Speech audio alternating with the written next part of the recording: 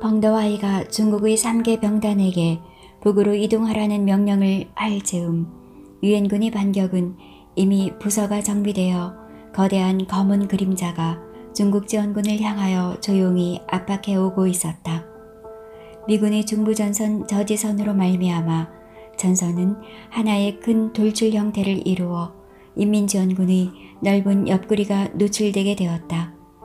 더구나 인민지원군의 주일 공세는 강도가 마지막에 이르러 지금이야말로 유엔군이 반격하기 가장 좋은 시기가 되어 인민지원군에게 대단한 것을 안겨줄 때가 된 것이다. 유엔군은 벌써 5월 19일 인민지원군의 공세가 점점 약해지는 조짐이 보일 때 리지에이는 비행기로 제10군단의 나라와 벤 플리트, 알몬드 및 제9군단장 히케이 소장과 함께 미군이 장차 취할 행동에 대하여 계획을 세웠다. 회의에서는 즉시 4개 군단, 13개 사단의 병력을 집중하여 오토바이 부대, 탱크 부대, 포병 부대로 조직된 특수임무를 띈 기동부대가 공군과 장거리 포병의 지원하에 서울의 연에 있는 연천, 춘천에 이르는 도로와 화천, 홍천에 이르는 도로, 인제에 이르는 도로에서 다방면 쾌속 반격을 실시하기로 한 것이다. 인민지원군은 큰 재난에 봉착하게 되었다. 예상되는 미군의 반격에 대하여 펑더하이는 따로 계획을 짰다.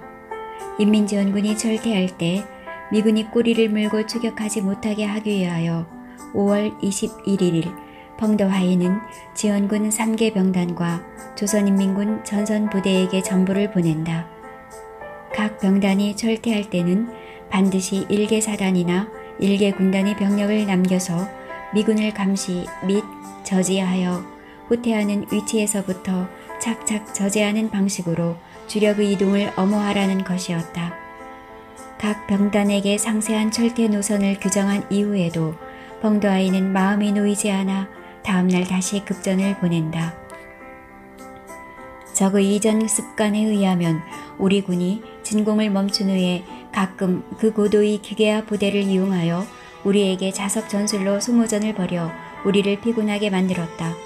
우리 군이 북으로 이동하여 휴식과 정비를 할 때 적군은 우리의 후미를 따라올 가능성이 많다. 그러나 그것은 적의 진공 속도 여하와 우리 군의 기동방어 여하에 따라 달라진다. 이번 우리 군의 최후 저항선은 원래 제5차 전역 발동 시의 진지선까지이다. 미군의 이번 반격은 장시간 계획을 거친 정밀한 조직하에 진행된 한국 전쟁 발발 이후 미군이 벌린 최대 규모의 전선에 걸친 반격이었다. 벤 플리트가 이번 반격 작전에서 정한 최초의 목표는 캔자스 라인이었다. 캔자스 라인은 일종의 찢기 작전으로 전에 달성해 본 적이 없는 목표였다. 임진강 하구에서 동으로 연천에 이르며 이어서 38선의 영평, 화천, 양구, 대포리로 연결된 한 줄기의 방어선이다. 이 선은 한국의 동서가 가장 좁은 거리로 가장 방어가 쉬운 선이기도 하다. 38선에서 약 20km 북상한 지점을 잇고 있는데 실은 리지에이가 일찍이 한국 전선이 38선으로 고착될 것에 대비하여 임의로 캔자스 라인이라는 것을 정하고 그곳을 방어 거점 확보 지역으로 설정한 바 있다. 이 선을 중국으로서는 절대 용인할 수 없는 선이었다. 캔자스 라인 위의 와이오밍 선은 미군이 승승장구하여 북진하더라도 그 이상은 올라가지 말라는 선이었다. 즉, 그때 벌써 벤 플리트와 리지에이는 한국을 통일하려는 것이 목적이 아니고 한국을 두 동강이 내는 것이 목적이었다. 이때쯤 국군은 1개 군단만 남아있었기 때문에 인민지원군은 일선에서 약한 국군을 보기가 드물고 간 곳마다 강력한 미군 정예부대와 맞서야만 했다. 5월 22일 미군은 400km의 전선상에서 일제히 반격 작전을 개시하였다. 인민지원군은 이번 5차 전역은 병단급이 창전하였으므로 지원군 사령부가 직접 군을 지휘하지 않았다. 지원군 사령부는 철수 명령만 내렸을 뿐 각 병단에서 자체적으로 구체적인 철수 계획을 짰다. 서부전선에서 미 기병 제1사단은 하루 만에 의정부 선까지 밀고 왔다. 중부전선에서는 미 제9군단이 제7사단으로 우익을 삼고 제24사단으로 좌익을 삼아 5월 24일에 가평까지 들어왔다. 동부전선에서는 미군의 반격전이 시작된 이래로 매일 겨우 4-5km밖에 반격하지 못하자 미 제10군단장 알몬드는 이런 속도로는 인민지원군을 사지로 몰아넣을 수 없다고 생각했다. 그리하여 미 제3사단에 명령하여 37도선 부근 하진 부리의 인민지원군을 협공하라 명령하고 동시에 공수 제187연대를 제2사단에 배속시켜 인민지원군이 측익이 넓게 드러나 있는 홍천에서 인제도로의 연에 있는 일직선을 따라 수양강을 향하여 돌격하도록 하였다. 미군의 선봉부대의 주력은 견고하게 전진함과 동시에 별도로 탱크 위주의 특파 돌격대를 조직하여 전 전선에서 맹렬히 뚫고 들어가 인민지원군을 전선에서 갈라놓기 작전을 하였다. 이번 미군이 발동한 반격 작전 중에서 특이할 만한 특징은 각 부대가 특파 돌격대를 조직하여 인민지원군의 진지 사이를 과감히 뚫고 들어가는 것이었다. 가장 유명한 것은 알몬드 장군이 직접 조직한 한 탱크 돌격지대였다. 탱크 돌격지대의 돌격 방향은 인민지원군이 가장 민감한 허리 부분이었다. 여기서 만약 그들이 계획대로 돌격당해 허리가 뚫린다면 인민지원군은 이전 전투에서 뚫고 들어갔던 가장 먼 곳의 병력 몇만 명이 38선 이남에 분리되어 남게 되어 미군에 포위되게 되어 있었다. 5월 23일 새벽 미군은 대규모의 병력으로 짜임새 있게 반격을 가해왔다. 철수의 어려움을 겪은 곳은 주로 동부전선이었다. 서부전선의 제19병단은 그다지 깊숙이 진격하지 않았었다.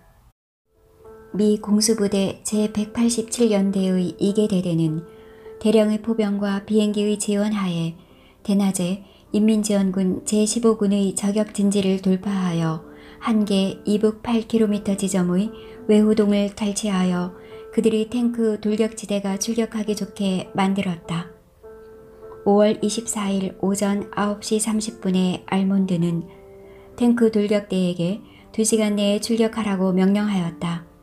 이 돌격부대는 1개 연대 규모로서 공수 제187대대와 제712 탱크대대 그리고 한 정보 정찰 분대로 이루어졌다. 수양강은 인민지원군이 제5차 전역 제2단계 준계공세의 출발점인데 강 언덕에는 질펀하게 미군들이 보급품이며 장비들이 널려 있었다. 중국 병사들은 이런 물품들을 가져갈 수가 없자 불을 질렀고 강 언덕은 온통 연기로 휩싸였다. 이 틈을 타서 인민지원군은 수양강 북안을 따라 황급히 철수하였고 그로부터 1시간 후에 미군 탱크 돌격대가 도착하여 수양강 북안을 점령하였다. 동부전선의 37도선 부근의 인민지원군 제12, 27군 등 부대는 철수 시기를 놓쳐 펑더하이가 철수 명령을 내린 지 3일 만에 공격을 받았다. 중부전선의 제15, 60군의 우익도 이미 완전히 드러나 있었다. 바싹 따라오는 돌격대의 미 제10군은 맹렬히 북으로 파고들었다. 서부전선과 중부전선의 인민지원군에게 닥친 상황은 절박하였다. 서부전선에서는 국군 제1사단의 공격으로 말미암아 북한군 제1군단은 강산선까지 철수하였고 중국지원군 65사단의 오른쪽 측면이 드러났기 때문에 부득불 의정부 청량리선까지 철수하였다. 펑더하이는 방위선을 유지하기 위하여 제65군에게 어떤 일이 있어도 의정부선에서 20일간은 미군을 저지하고 버티라고 명령하였다. 그러나 미군의 맹렬한 공격으로 5일도 버티지 못하고 제65군의 진지는 돌파되고 말았다. 이렇게 되자 인민지원군 제3병단과 제19병단 사이에 존재했던 빈틈이 완전히 드러나고 미 기병 제1사단 제25사단, 영28여단, 캐나다 여단, 그리고 국군 제2사단은 이 빈틈을 비집고 대대적으로 북으로 몰려왔다. 중부전선에서도 국군 제6사단과 미 제24사단이 이미 제영리, 성황당 측으로 돌진하여 가평 이동의 북한강 남한 도하 지점을 장악하고 미 제7사단과 해병 제1사단은 이미 춘천에 접근하여 인민지원군 제60군의 위협적인 존재가 되었다. 제60군의 184단 같은 경우는 부상자가 8천여 명이나 되었는데 철수하지 않고 원래 지점을 사수하고 있는 중에 양측에 미군이 에어싸움으로 완전히 고립되어 있었다. 제9병단의 제20군은 구말리 부근의 낙하산으로 투하한 미군과 맹렬한 전투를 벌이고 있었다. 제27군은 미군에 의해서 부평리 이남과 홍천 인제간 도로 동서양측의 도목동 지구에서 격리됨으로써 수양강을 따라 미군을 저격하라는 임무를 수행할 수가 없었으며 제9병단에 배속되었던 제20군도 미군에 의하여 격리되었다. 제5차 전역의 제2단계 전투 중 가장 멀리 파고들었던 모 연대는 삼거리 부근에서 고립되어 군사령부와 연락이 끊겼다. 이처럼 인민지원군이 예정한 기동방어전선이 아직 형성되기도 전에 미군에 의해서 서부전선의 가평과 동부전선의 인제에서 각각 격리되었으므로 첩첩 험지를 분산 철수할 수밖에 없었다. 1951년 5월 26일 미군은 드디어 전선에서 38선을 넘어섰다. 미군이 38선을 넘기 사흘 전 5월 23일은 인민지원군 제3병단 제60군 184단의 최애군의 날이었다. 이날 제184단은 아직 남으로 진격 중에 있었고 이 사단의 제538연대와 539연대는 북으로 진격해오는 미 제7사단과 진지쟁탈전을 벌이고 있었다. 한참 격전 중일 때 사단장 정치구이는 60군 사령관 웨이제로부터 한 통의 전문을 받는다. 내용인즉 제184단은 북한강 이남에서 병단 주력이 북으로 철수하는 것을 엄호하라는 것이었다. 그런데 184단은 자신도 모르는 사이에 벌써 큰 위기에 직면하고 있었다. 이때 제60군의 좌우익이 뚫려 있었고 공교롭게 제3병단의 무선통신 차량이 파괴되어 군부와 병단 간의 연락이 두절되었다. 치명적인 사태는 제184단 우익의 179사단이 철수하면서 184단에 연락도 하지 않은 것이었다. 지원군 제184단만 단절되어 38선 이남에 남게 된 것이다. 제184단은 매북 밑에서 미 제7사단과 국군 제6사단에 포위되어 7일 동안이나 기하선상에서 탄약도 떨어지고 중장비도 모두 잃어버린 상태로 버티지 않으면 안 되었다. 제184단 당위는 마지막으로 각자 분산 탈출을 결의하게 이른다. 이 와중에서 사망 및 행불자가 7,644명에 이르렀고 포로로 잡힌 자가 근 7,000명에 달하여 한국 전쟁 사상 인민지원군의 총 포로 중 70%를 차지하게 되었다. 1951년 5월 31일 북을 향하여 진공 중이던 유엔군은 중부전선에서 이미 연천, 화천선까지 다다랐고 그 진공의 여세는 조금도 수그러들지 않았다. 중국 군대의 제9병단, 제3병단은 계속하여 북으로 철수하였고 전선은 38선에서 점점 멀어졌다. 죽음과 기근, 패배의 어두운 그림자가 드리운 중국 군대는 끊일 줄 모르는 장맛비 속에서 북으로 이동만 하고 있었다. 우리는 어디까지 절대하여야 하는가? 설마 이렇게 끝까지 북으로 향해서 드디어 한국 전쟁은 지는 전쟁이 되고 마는가? 병사들은 수많은 상념들이 머리를 스치고 지나갔다. 미군 기기화 부대의 승리에 찬 추격은 놀라울 정도의 속도로 치고 올라오고 있었다. 펑드아이는 번뜩 머리를 스치는 것이 있었다. 맞다. 루이제의 목표는 철의 삼각지다. 북쪽의 가장 중요한 군사요충의 철의 삼각지를 점령하려 사력을 다하고 있는 것이 분명했다. 그들은 철의 삼각지를 점령하면 국제 여론몰이를 할 것이고 휴전협정을 서두를 것이다. 그곳은 38선 이북이기 때문에 그들은 거기를 점령하고 휴전을 한다면 최대의 성공을 거둔 것이다. 철원과 기마를 밑변으로 하고 평강을 북쪽 꼭대기점을 이루는 이곳은 첩첩 산봉우리가 이어져 있고 몇 개의 고산이 서로 호응하는 형세로 우뚝우뚝 솟아 있다. 여기를 점령하면 탁 트인 곳에서 북쪽을 굽어볼 수 있기 때문에 미군이 북진이 목표로 삼는 최적의 돌격 지점이 될 수 있었다. 그 때문에 중국의 입장에서는 더 이상 물러설 수 없는 지점이기도 하였다. 군사적으로 보나 정치적으로 보나 도리적으로나 심리적으로나 이곳은 중국 군대가 반드시 지켜내야 하는 최후의 방위선이었다. 이 방향은 원래 제19병단의 방어지구였다. 제19병단의 양더즈 사령관이 펑더하이로부터 철원을 사수하라는 전보를 받았을 때 병단 지휘부는 금방 이동하여서 아직 가쁜 숨도 가라앉지 않은 상태였다. 제64군은 아직 전선의 최서쪽에 있으면서 북진해 오고 있는 미군과 뒤얽혀 있었고 제65군은 많은 손실을 입어 상황이 더욱 나빴다. 제대로 임무를 수행할 수 있는 부대는 부충비의 제63군 뿐이었다.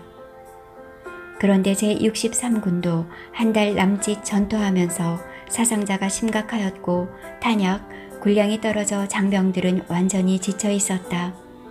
탱크는 말할 나위도 없고 박격포마저 겨우 200여 문뿐인데 그마저 포탄 공급이 되지 않아 많은 대포가 오히려 부대의 부담이 되었다. 쓸 수 없는 대포에 배속된 포병은 보병으로 배속하였다.